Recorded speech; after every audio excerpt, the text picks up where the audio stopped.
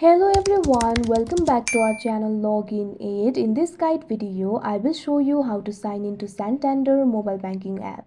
So first of all, simply launch open Santander Mobile Banking application. If you do not have this application, you can download it from Play Store and App Store.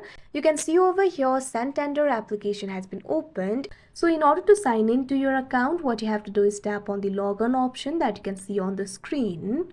Now you can see over here you'll be led to this kind of interface. Over here what you have to do is enter your personal ID. Simply enter the personal ID that you used while you signed up for your account. Tap on the field. Now enter the personal ID over here. Now after entering the personal ID, what you have to do is tap on the continue option that you can see on the screen. After that, you'll encounter the CAPTCHA. Simply go through it. Now after that, you'll be prompted to enter your password and security number.